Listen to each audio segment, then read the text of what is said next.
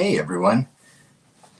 It's my first live, so sorry if I'm a little rusty. It's weird doing one of these without my normal sidekick, but I do have a good trade in for today. Hey Fig, Hey, what's up, Aspen? How's it going? I'm good. How are you? I'm doing well. Just running around like a crazy person, but it's all Yeah, good. So, I bet you've been getting quite a bit of attention in the last 24 hours.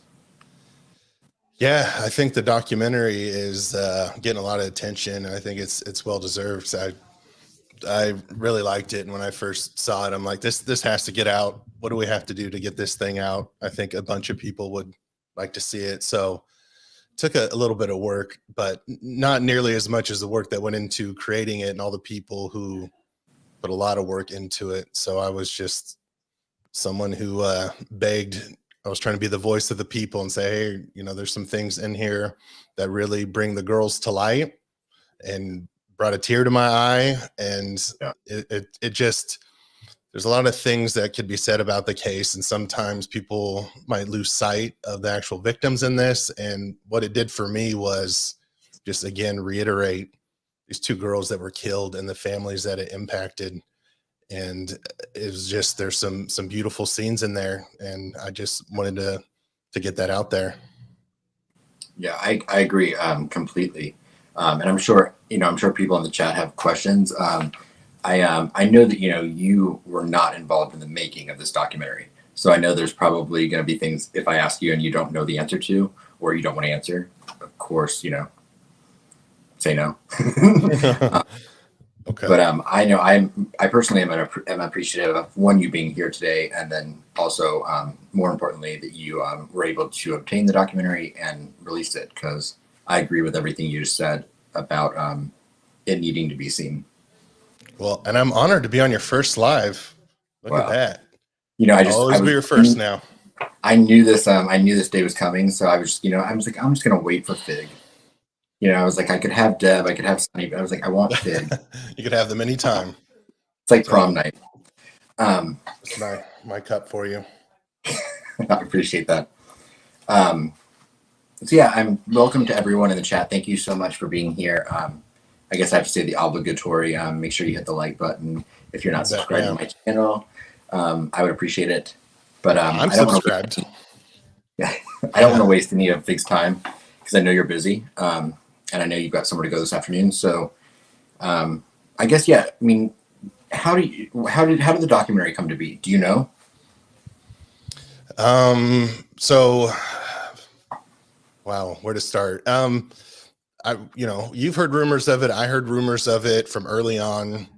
And I started learning about this case on Reddit from Delphi docs, talking to Chickpea. She seemed to have everything I would ever ask for as far as a resource, anything. I'm like, who is this person? The moderator just, oh yeah, here's this and this.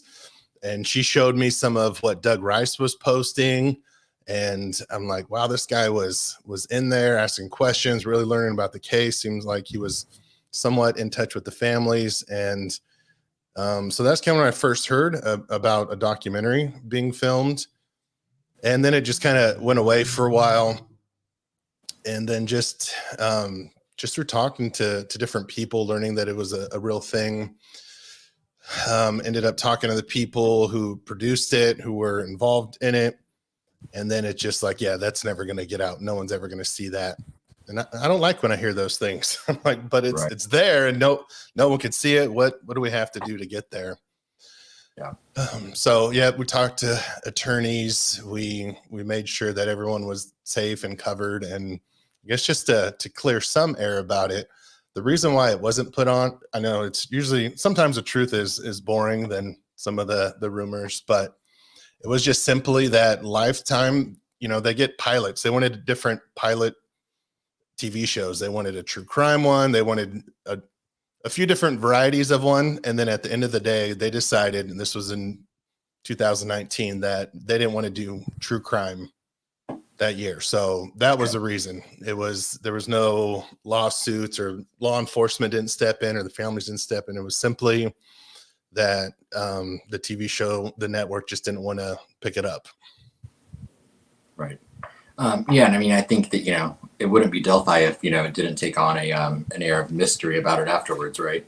And speculation and rumors.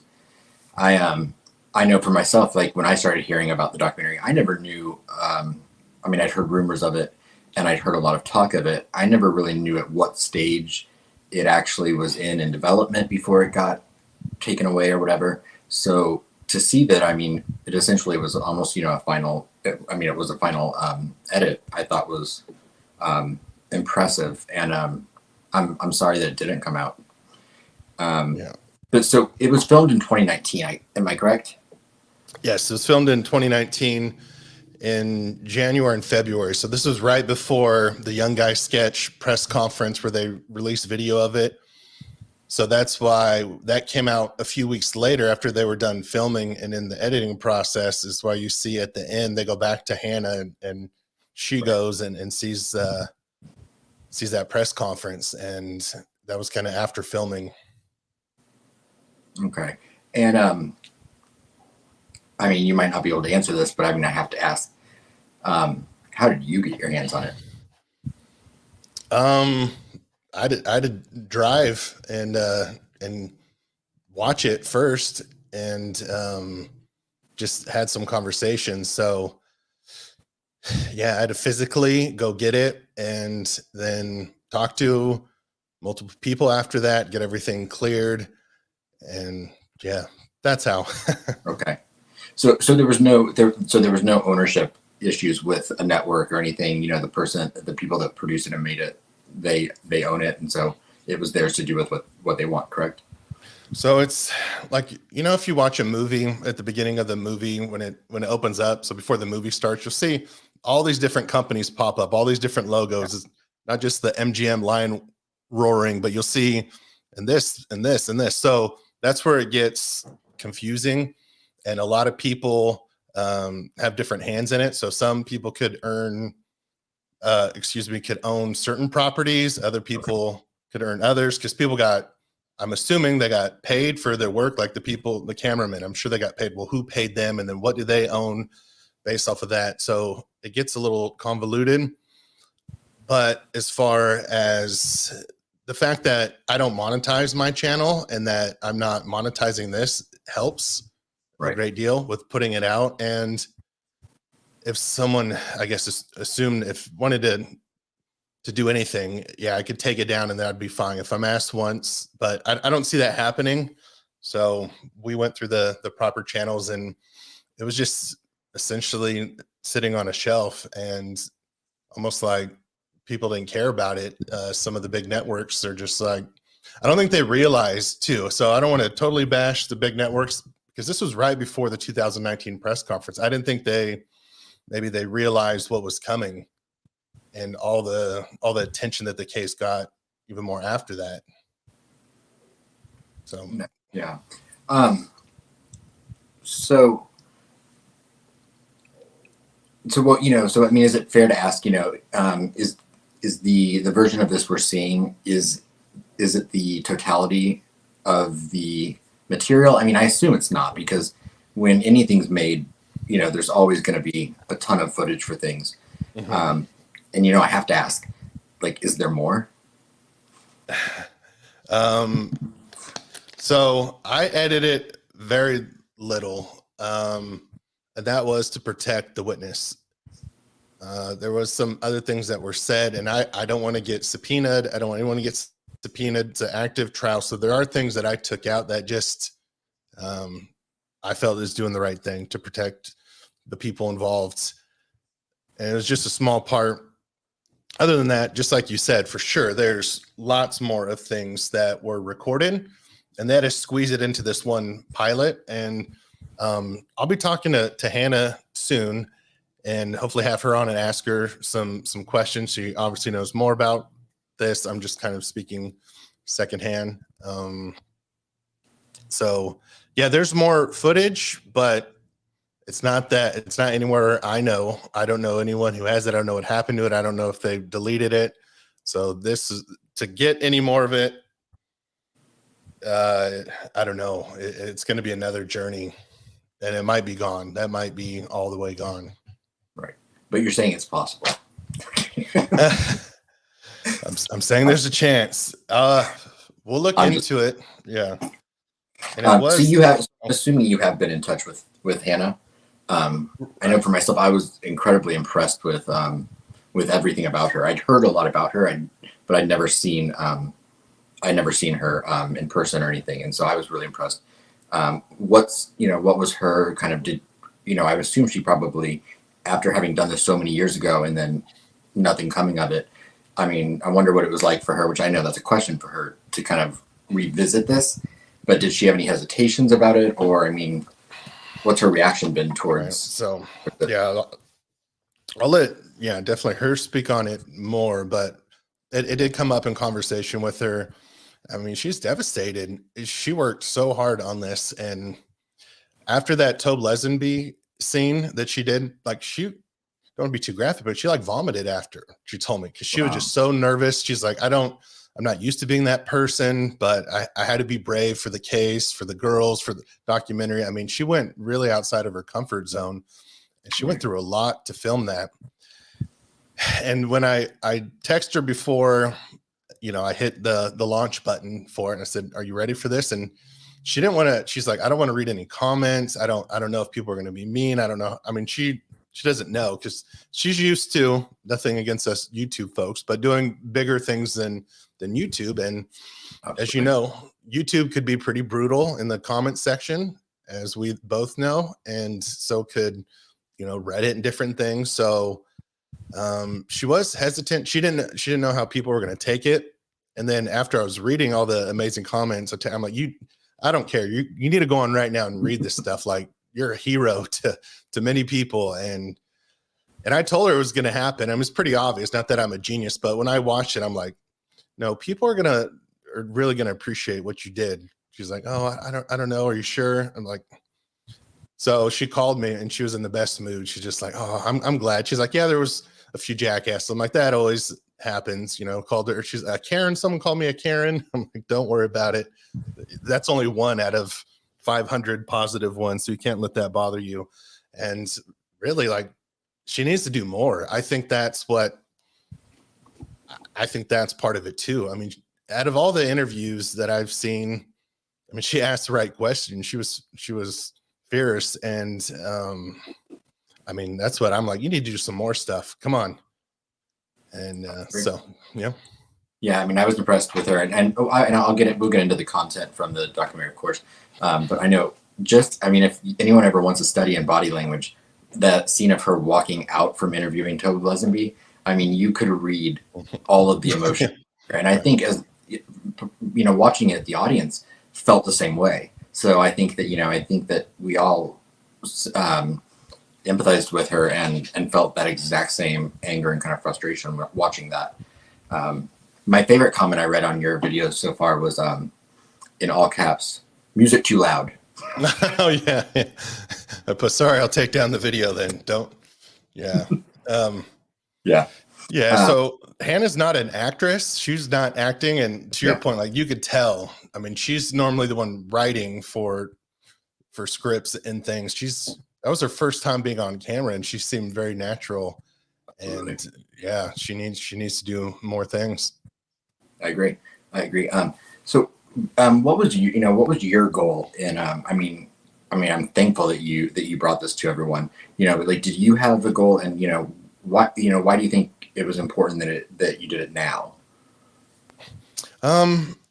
Wasn't necessarily as much now. I would have done it pretty much at any point. But I think I wanted to get the people involved the recognition for the work that they put in. I felt people who have been dedicated to this case for the right reasons, who really care about the girls, the victims, the families. I think that it's something that would touch them, especially the beginning interviews. So I just felt that as things go on, and maybe it's just a coincidence, but as the trial nears, like, people need to just think about the girls and think of how this really did impact the families. I agree. Was there anything about it that made you hesitate? I thought that the overall scope of the documentary was very balanced. And I mean, I've heard a few people be like, oh, they bring up some negative things about people in the families. But I mean, I think that's just anyone that had a microscope put into their life, there's going to be something negative in it. Do you have any hesitations about getting backlash for that, or?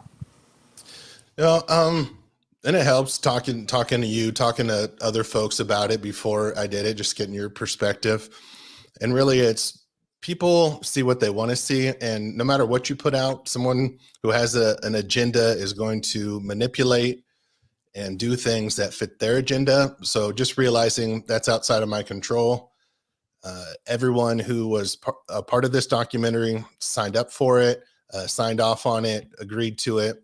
I was just personally uncomfortable with the witness being in there, so I blurred her out. We know it's a female from the PCA, so and just took her voice out. And yeah, then it's weird. It sounds like, I guess this came up, that someone that maybe Hannah in the documentary said like Kim or some name. I don't know. It sounds like she says the name, but that's not anyone who I know. Right. Yeah. I mean, yeah. Well, did she ever refer to the witness by name in it? Yeah, I took all that out. Yeah, I thought that's what I thought. I thought so. Because I mean, I know someone had messaged me. They were like, "Who's Jess?" or something. Yeah, Jess. Yeah, I have no idea. I was, I didn't hear that when I watched it, but then again, maybe I'll have to watch it again. Maybe it's a good misdirect, so no one knows the witness's name. So yeah, the witness is Jess. Mm-hmm. Yeah, and that's kind of what I assumed when someone messaged me that. I thought, well, oh, maybe they just used a different name for whatever, which would be understandable. Now, I did think to get into the actual documentary more. What were your thoughts on Mike and Becky's? Because they were kind of in the beginning of it. What were your thoughts on Mike and Becky's interview? I thought, it was heartfelt. I mean, how it starts with the music, and you hear Mike talking, and then just, I think they put in perspective good. Just, think about the girls, the last few hours of their lives, and it does help put that into perspective. So I kind of get lost there, like thinking about that, because what a horrific experience. Yeah, what'd you think of that, of the beginning? Oh, I mean, I thought it was excellent. I mean, I thought the setup of it was great. I thought the way that it started when she talks about the three scenarios, and then she kind of like tackles each of the three scenarios, kind of one by one, intermingled with interviews from people intimately connected. I thought it was just. I think it was the best documentary that I've seen on the case, to be honest. And I think Hannah should be incredibly proud of herself. I know that people always are going to dissect, especially what Mike and Becky have to say. And I already heard someone say something about, the timeline kind of was thrown off again, and I was like, yeah. But I mean, I don't think anyone can ever look at Becky Patty and not see every emotion all over her face. I mean, you can see it as the thoughts are coming back to her before she starts talking about it. In my opinion. Yeah, and I will say this, that I edited some of the witness out, and she does say a time, and it's dead on. What she actually says, I'll just say that is dead on. So she says about 2 p.m. So it really matches. And I mean, I think there's no dispute that there's witness out there. They saw a guy. That's what she's talking about. And that guy was dressed like BG. Right. And that's what we know. Everyone could speculate on other things, but I think that's pretty clear. Absolutely. And then, I think Anna was the second person that kind of comes into it with the interview, correct? Right. Was there anything about Anna? I mean, that one particularly kind of, that was the first time I kind of teared up watching it, just because there was that long pause, and kind of a nonverbal exchange between Hannah and Anna, I felt. that I thought was really moving. Did you have anything with what Anna had to say, or anything that you wanted to talk about, or that stood out to you? Yeah, just the end of that conversation when she said, you know, Abby would have been a good mom. I teared up. It's just heartbreaking. It again, those interviews, they just get you thinking. I mean, this was her baby girl that was robbed of so many things: high school graduation, college, um, being the wonderful mother that her mom knew that she was going to be. It just, it broke my heart watching that. Absolutely. And then you mentioned the young witness. Of course, we're not going to use her name, but anyone that has read the Richard Allen PCA, I mean, she is one of the victims, or one of the witnesses from the PCA. And I mean, I found watching it through the scope of now having the hindsight of Richard Allen's PCA and everything, fascinating, mainly because the description, I mean, is was given in 2019, and here it is not made public till 2022. Um, I mean, what do you want to say about the young witness, other than what you've already said? I thought it was interesting. You know, she did the hand gesture, the thing she said, his face. So I think people say scarf a lot, but maybe as a bandana, or more like a ski mask or a gaiter. Or I don't. She never uses those specific words. She didn't even say scarf. She said a thing over his face. Yeah, I thought she was brave to go out and agree to do this and to talk about it. But I think it was important to her doing whatever she thought she could do to help get this person caught, even if it put her at risk.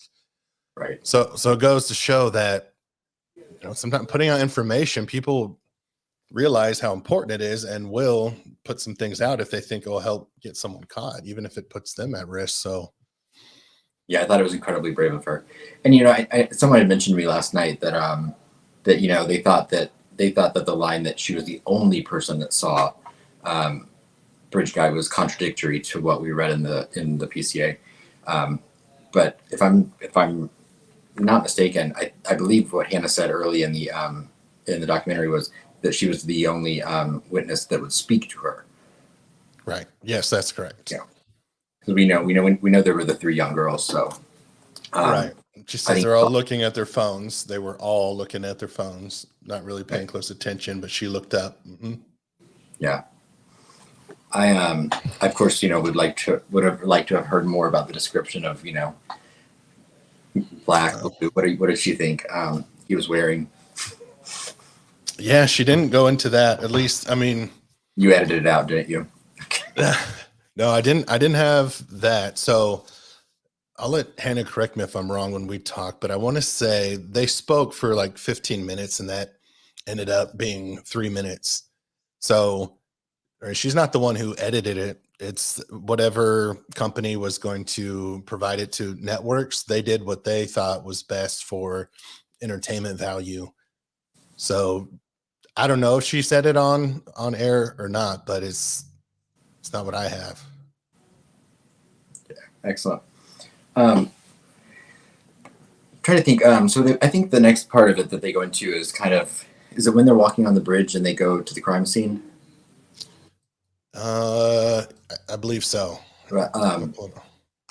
I I'd be curious to ask Hannah with after because I'd like to know if she had the Ron Logan search warrant before she went there, or if she didn't get that after. Mainly just because I'm curious about the location of the crime scene, and I've always kind of thought it was more along more by a cluster of trees as opposed to being wide in the open. So I'm curious if she were asked now if she still thinks that's the exact location, or not, but she would know better than I. Yeah. I don't know. I'll have to, ask her. I'll take some notes on things to ask her, and I'll put that in there to make sure. And my understanding, and I could be wrong, is yeah, that open area, and then it was closer to a tree, but Right. within that, it's a weird like circular. The way the trees were apparently planted is kind of like in a circular fashion. Right. Almost. So I thought it was interesting how she said almost like the Globe Theater. So you're kind of like in the right, round. yeah, Um, that put a really visual perspective in my mind.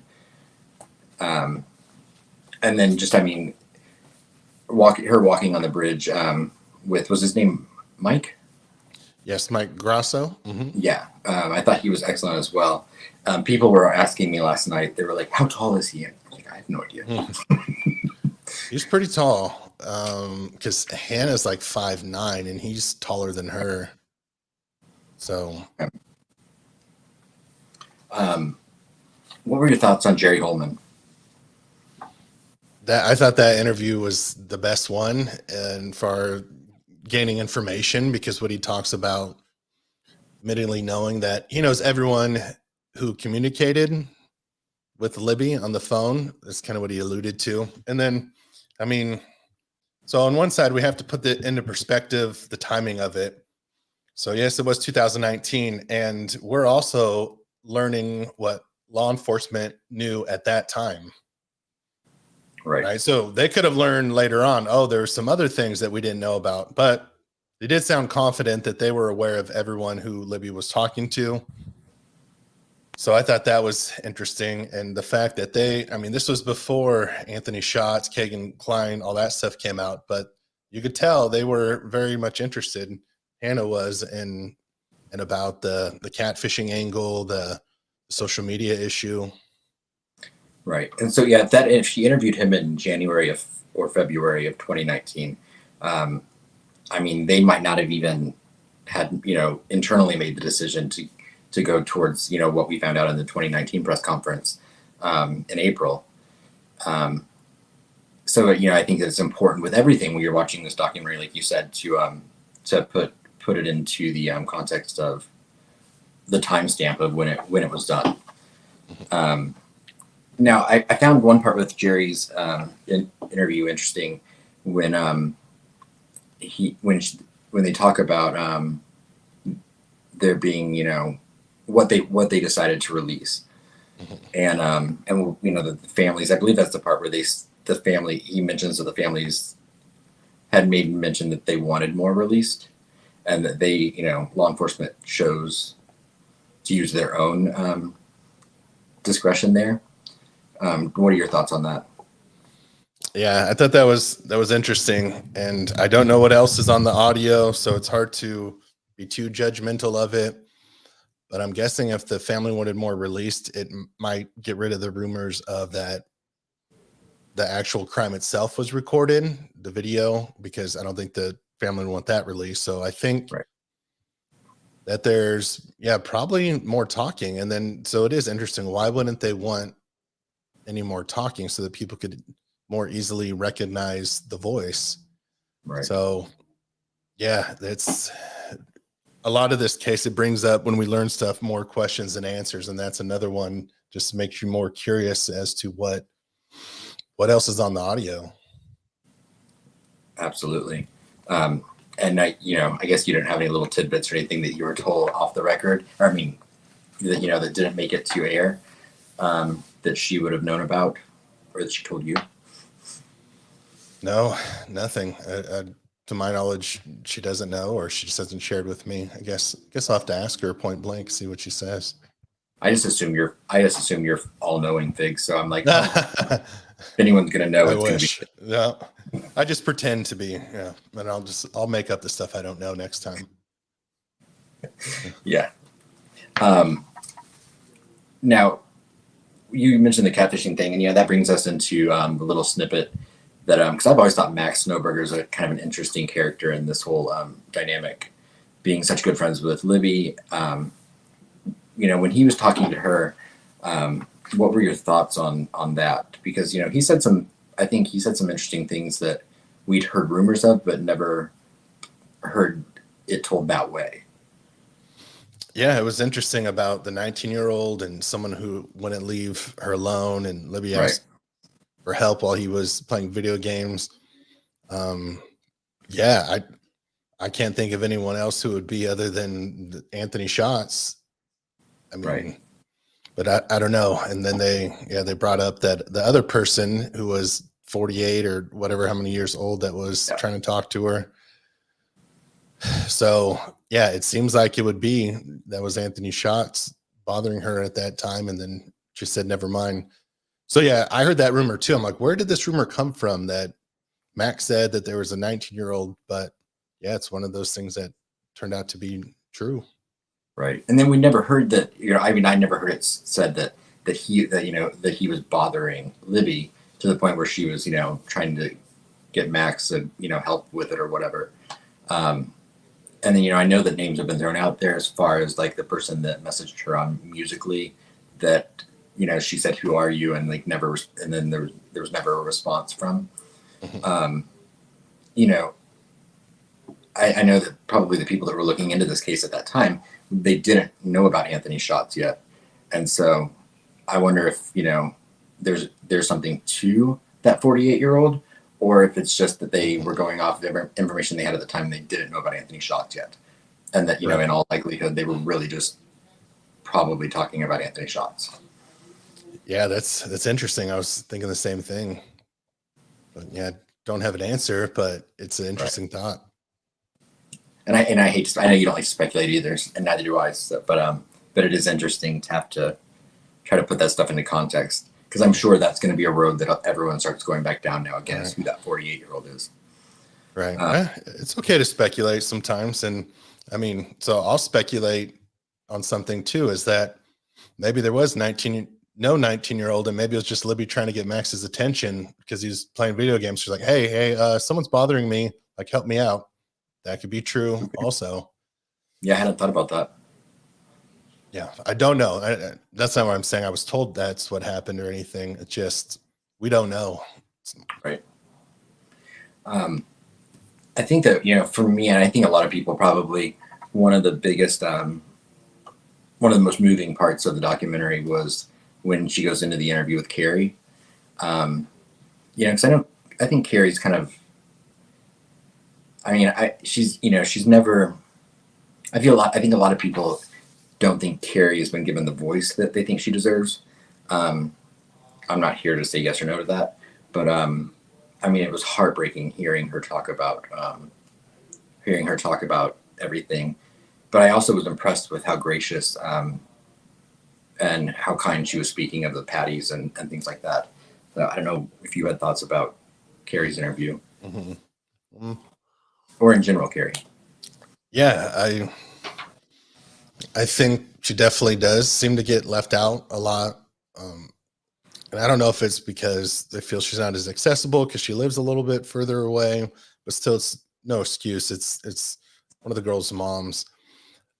Just from my experience with kind of my cousin's case, you do have to kind of stay on law enforcement. They don't proactively reach out a lot. So I think, I guess my advice would be for her to proactively stay on them. Otherwise, they'll just stop calling or keeping you in the loop, because if they are trying to protect the integrity of the case, they don't even want to tell family members stuff. And I'm just speaking from my experience. They'll tell you maybe a little bit more, but so I guess my advice is call and ask the questions if you can. And if they're still not, then that's horrible. Especially if they're telling some and not the mom. That's what bothers me. I think it should be fair.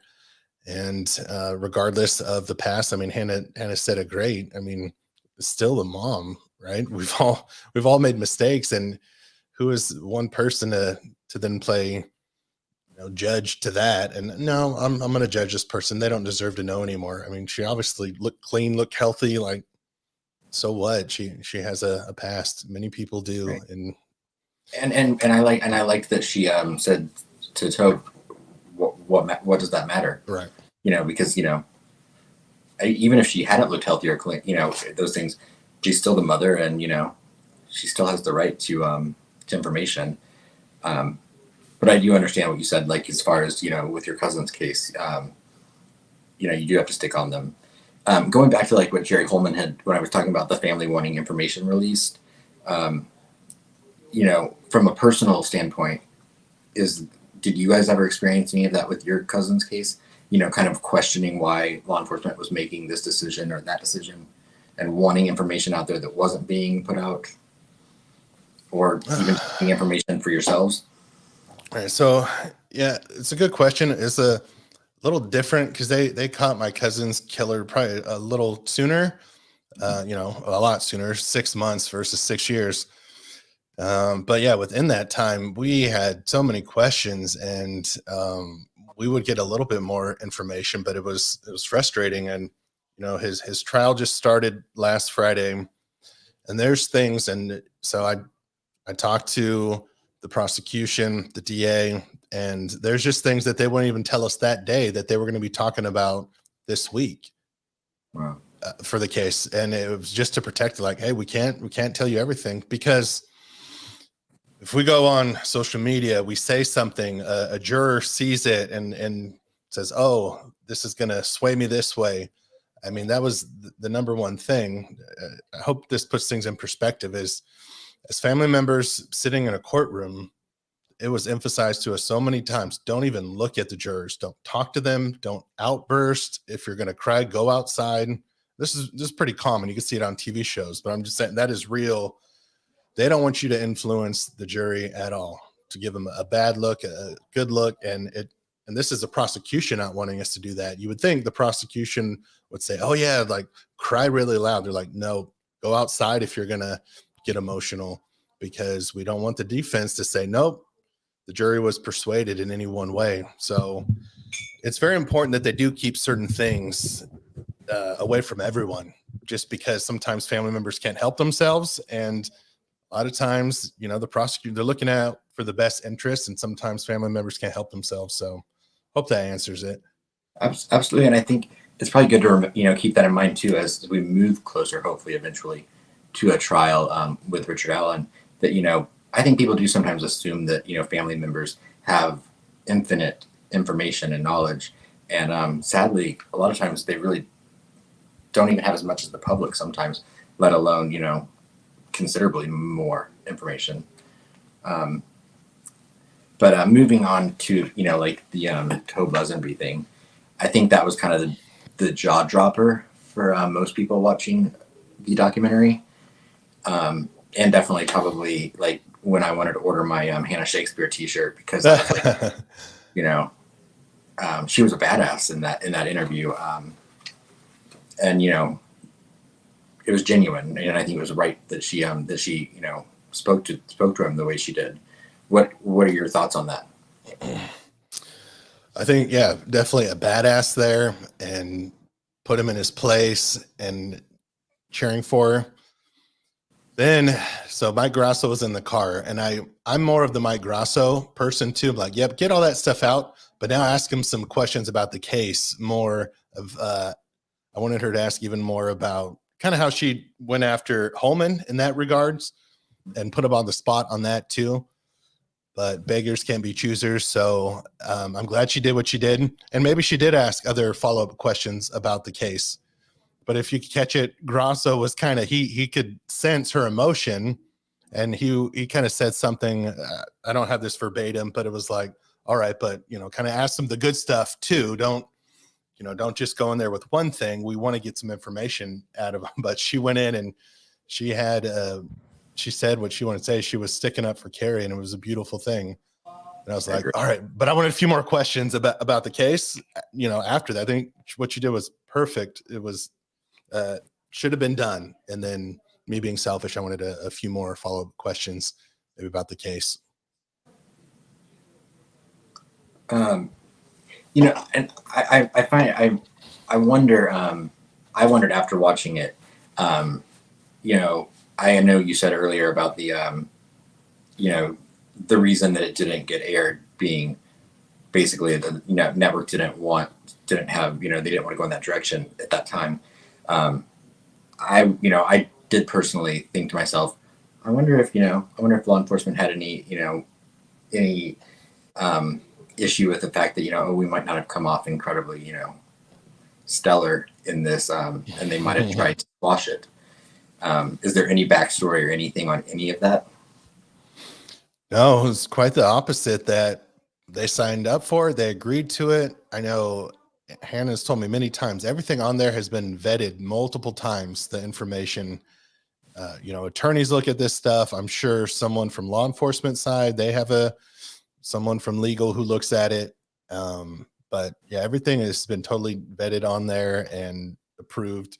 So there's nothing to that. They agreed to it, and they knew it before they hit the record button, and they said what they said, knowing that they were being recorded. There was multiple cameras on them, so they were seemingly okay with what they said. I was also curious watching that, how long the totality of that interview was compared to what we got to see. Because I mean, again, I thought she did an incredible job. I do wish that, of course, I always wish there's more questions asked, but Right. I also was curious then if there was any follow up after the interview. If she spoke to anyone from, Carroll County or ISP after that, in regards to the interviews or anything in general. In her words, she got the hell out of there. She was uncomfortable there, and I'll let her speak to that more. But it was not comfortable. She said it was kind of eerie when she was there, and I guess there's people making threats. Even the fact that she was there. Really? So and she didn't give me too much detail on there, but the crew being out there, it wasn't welcome. Okay. Do you know which, and it doesn't matter, but do you know which of the interviews she did? Did she interview Holman first, or did she interview Lesenby first? I don't know. That's a good question. I think Lesenby was her last one, though. Okay. She was kind of like after that, then they got on a plane and they left. So I think Lesenby was her last interview. Okay. How long was she? I mean, you might not know the answer to this either, but how long was she there? Like, I was curious, was this all done in 2 or 3 days or a week? I'm not sure. That's a good question. I'll have to add it to my list. Just give her my number, Fig. Yeah, I'll just give her your number. She'd be happy to talk to you. I'm trying to think as far as if there was anything else with the Tobe Lesenby interview that I wanted to know if there was a bullet casing in an evidence bag desk when she interviewed him. Was there a magic bullet there? Oh, I know. I'm gonna have to zoom around and see. I didn't see one. Nothing. I didn't see anything. I'll have to ask. I don't think she knew about it. And then I think the last thing I really wanted to ask about the documentary was I mean, I know the stuff about Derek has been out there pretty widely, but I was curious as to how conscientious she was about including that, or if it was a non-question, just out of objectivity. About including the section. Yeah, the section where they're kind of looking at some of the stuff from his past. Mm-hmm. Yeah, that'd be a good question for her. It is interesting. I don't know. Yeah, with the meth angle, that's something I never really explored or took too serious. I mean, I learned about it, but it just didn't. I don't know. There are things that I just didn't see how that is the best, or I guess the most logical way of how things went down. So, right. I mean, I feel like it was handled in a very thorough and objective manner and respectful. I don't think it was out of line at all for her to talk about that, especially considering in 2019, that was part of the conversation more so. But then again, I know anytime you talk whatsoever about anyone involved, you can get attacked for that. So. Right. Yeah, and a lot of those things are public record. There's my case files and everything, and right. And even the family's been open about some of that. So, I don't think that it's ever been kept secret. Right. Now, as far as like the Ron Logan search warrant that came out towards the end, um, do you know, when she obtained that, or if it was after she went to Delphi, or if she kind of had that going in? I don't know. I'll have to ask her on that too. I mean, I don't know when she has it, when she got it. Okay. Yeah, I'm not sure.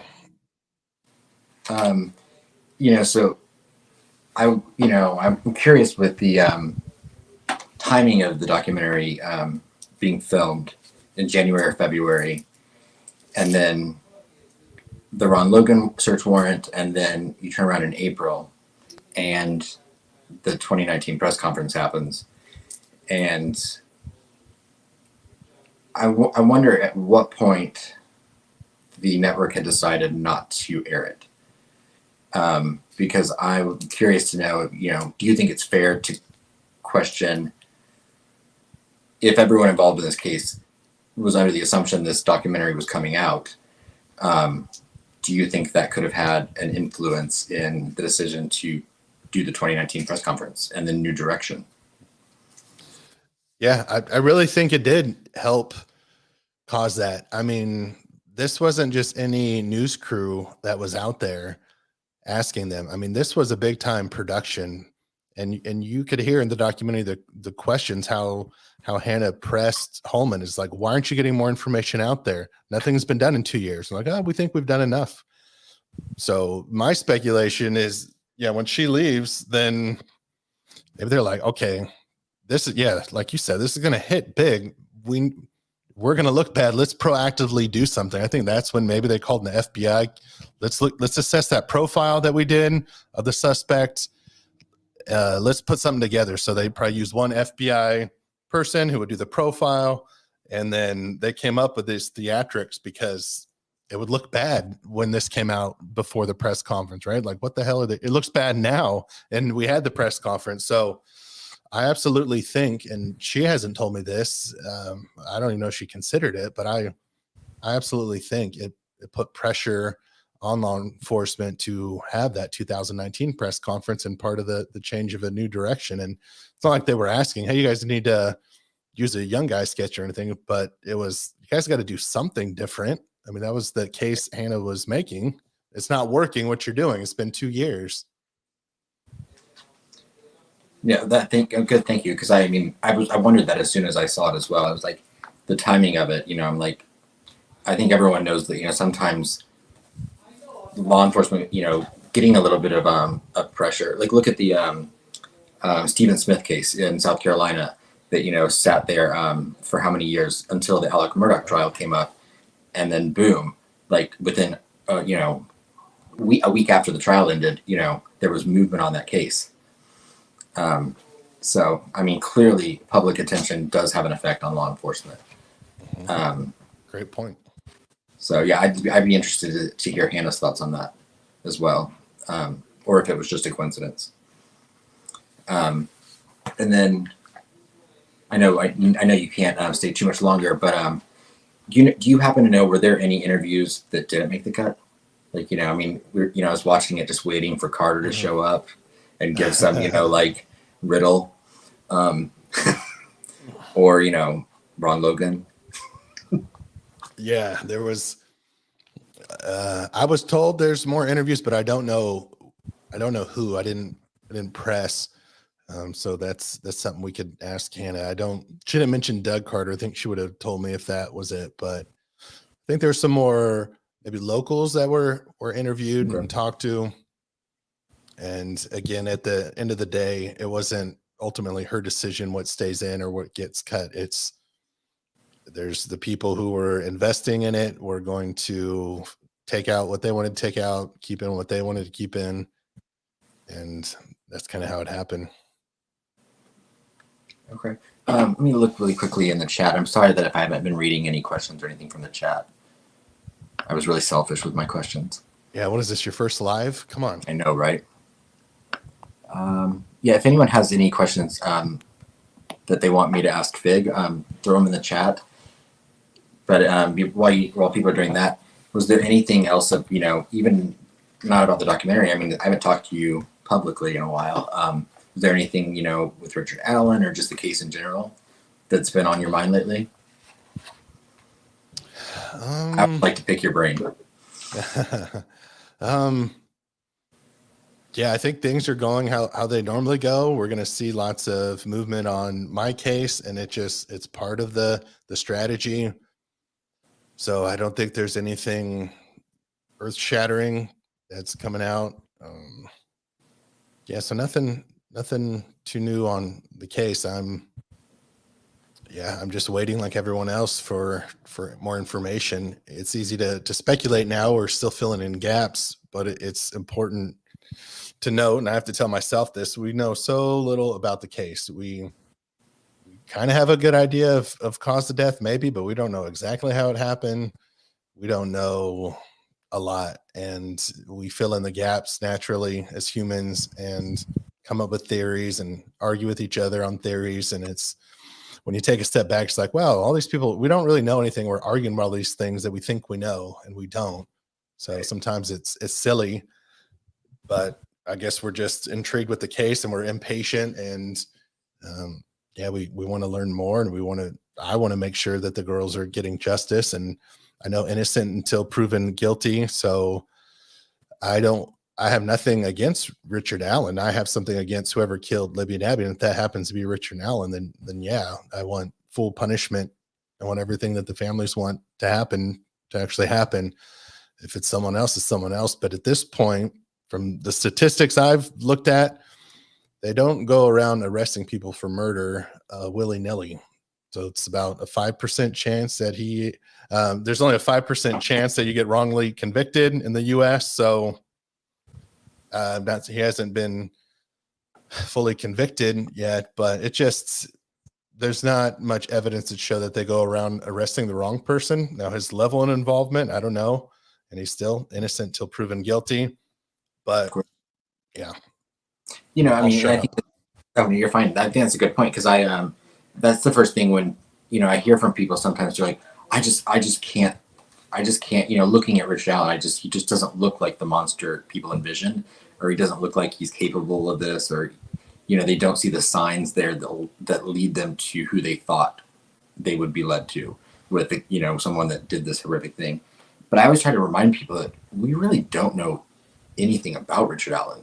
I mean, with someone with, what looks like no social media presence, and, we know very, very little about Richard Allen. And so I don't think it's fair to say we know enough about his personality to say he's not this monster, Right. Yeah, 100%. I think people, he's short, and maybe that's why the conservation officer was like, oh, this can't be this guy, because we're expecting some, I don't know, tattooed up biker looking big monster, and it wasn't that, and we can't wrap our heads around that, where evil comes in all shapes and sizes. And they think of like a Chadwell, or like a Kurtz, or one of these more looming type figures. But there are a couple of questions here really quickly. I see well, Olivia asked, what do you think about RA, which I think you kind of just answered.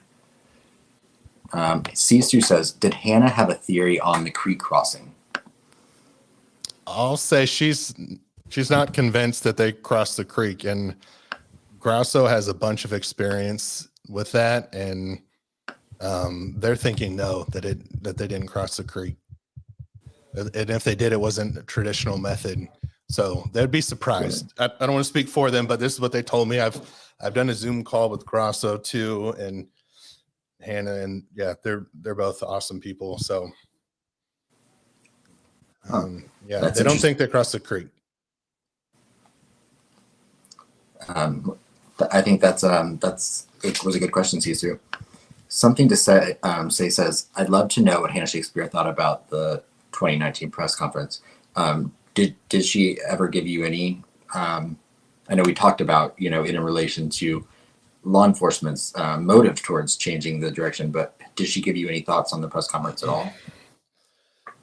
Nothing off camera. I mean, at the very end of that documentary, she speaks on it, and that's pretty much the same as what she says. So That's kind of the best way to learn, is at the very end of the documentary where she's kind of going through the press conference.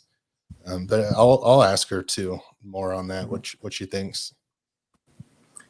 Purdue RN, hey Purdue, says, Fig, will there be additional arrest in your opinion? We all want to know. So yeah, I'm a stats person, so I answer 60% no, 40% yes. You have a spreadsheet on it? Yeah, I'm setting Vegas odds, I guess. I don't know, but I think it's from the behavior standpoint. I think the profile was very similar to BTK, since we don't know anything about Richard Allen. And here I'll use stats to manipulate things. The one thing we've heard him say, the voice audio, right? Do you know what he said? The cable snapped. Right. Right. In that comparison. So he's talking about like someone falling and dying. So, right. He's talking about death there. So you can say 1 out of 1 times I hear this guy talk and he's talking about death. So you could put things however you want, where right, he could be a little twisted, but someone who would do this, they don't normally work in pairs. BTK didn't have a best friend. They would go meet up. I mean, this seemed like this person had a sick fantasy that he wanted to live out by himself, and it didn't require a partner.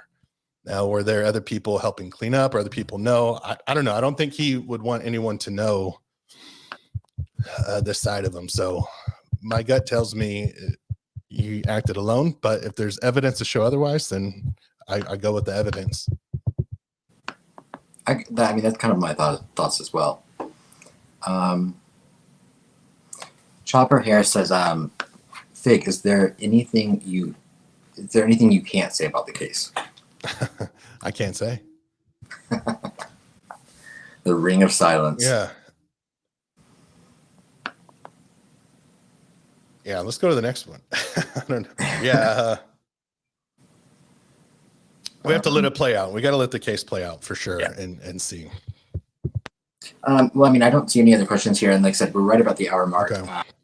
Do you have any, well, I did see one. Someone said, do you have any other tricks up your sleeve? I'd like to know that too.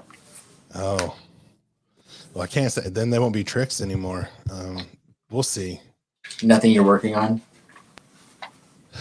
Not tricky stuff, but I'm going to have Nick from True Crime Garage on. I'm going to interview him May 23rd about his book that came out. That's right. Yeah. And so you're interviewing him on your channel. And then you're going to also be on their channel, aren't you? Or on their podcast? Or was that? Yeah, oh, you can. Yeah. I just recorded 2 or 3 days ago. And super professional, super good guys, and it was a good conversation. So we recorded ahead of time, so it's probably not going to be out for about 2 weeks, because his book was supposed to come out May 23rd, okay. And then it got released ahead of time, unbeknownst to him. So we planned to do the interview on May 23rd when the book was going to be out, but it's out now, so you could buy it. And then this interview was planned, so it'll be released closer to the 23rd, because we do talk about his book a little bit on when they had me on, but definitely when I interview him, we'll be talking all about the book. And it's a great book. I've listened to it on Audible 2 times already, so very, very good. Excellent. And then I'm assuming we'll be looking for Hannah Shakespeare to be on your channel as well, right? Yep. Until she sees this, and then she's clearly just going to be like, Fig. Screw this. Yeah. Shut up. Why'd you say all those things? You're wrong. Or she's going to be like, take me to the big time over here. Yeah. Sleuth. Oh, hey, Sleuth. Sleuth says, I found Hannah inspiring. I agree 100%, Sleuth. When she said, if we keep this case in the light, answers will come. Yeah, I found so much about Hannah inspiring. That's why I said I want a t-shirt. And I saw one more question in here. Do you think KK is involved? Yeah, I don't know. At this point, no. I need to see some evidence of it. It is a lot of coincidences. It's hard to explain a lot of things, but we just need some evidence that connects them. So yeah, I don't know. I'll do the 60-40 again, I guess. 60% he's not, involved and 40% he is. So if there's someone's, oh, yep, he's involved. Here's that piece of evidence. Like, oh, okay, that makes sense. Like, and then all the pieces will fall. But I know I'm gonna do a Doug Carter here until, we're missing that one piece of information to connect him to Bridge Guy, because he's Right. absolutely not the guy on the bridge. So Today's not that day. today's not that day. And then, I mean, do you think Abby was photoshopped? Could I curse on this channel? No. Absolutely. No, like why? People are bored, I guess. Like, I don't get the maybe you could explain it to me. What would be the motivation to Photoshop that picture? Well, I had to have someone explain it to me, because I asked the same question, and I was told that it stems from a theory that Abby was already unalive, was already dead before they got to the bridge that day, and so she was photoshopped into the picture. Yeah, I still don't understand the. Why? Yeah. Yeah. Why? It's when someone asked me about it last night, I just chose to pass. Because you can't see something nice, why say anything at all, right? Yeah, I think it's right. People get these, I guess, these theories in their head. So if they want to go so hard to say that the family's involved for whatever reason, even though the odds of a family being involved when kids are killed outside of their home is pretty much 0%. Now, if they're killed inside the home, I would say, yeah, look at the families harder. But to be killed outside of a home, for children to get killed outside of a home and the family to be involved, no, like you would just kill them at home and then clean up the evidence. So it never happens. So their whole theory is based off of something that is just unheard of. And yeah, it's silly. And then, so try to make this fit. Oh, the family's involved. Look, here's evidence. This was photoshopped. Like, that was put out in real time. People screenshotted that. So who knows what the people who screenshot it did. Right. Silliness. Exactly. And I think it's safe to say Libby didn't Photoshop Abby into that picture. No, it's silliness. But hey, people are bored, I guess. I don't know. Yeah. Well, hey, I really appreciate you coming on today, Fig. I kind of thought you would have bigger offers than me, so I really do. I did, but I turned them all down. I said, no, I got this. Well, thank you very much. So yeah, everyone, if you haven't watched the documentary, which I'm sure you all have at this point, but I did put it in the link in the description of this video, and the link to Fig's channel is there. So thank you so much for being here, Fig. Of course, and everyone like and subscribe to the channel, to Aspen's channel. Don't worry about mine. Aspen's channel, like, subscribe. Thank you. Since you won't say it, I'll say it for you. So yeah, and I will let you go, because I know you have to drive today. And I hope that everything goes well for you. All right. Thank you. Appreciate you. Thank you, guys. Thank you, everyone, for being here. I will see you all later. Bye.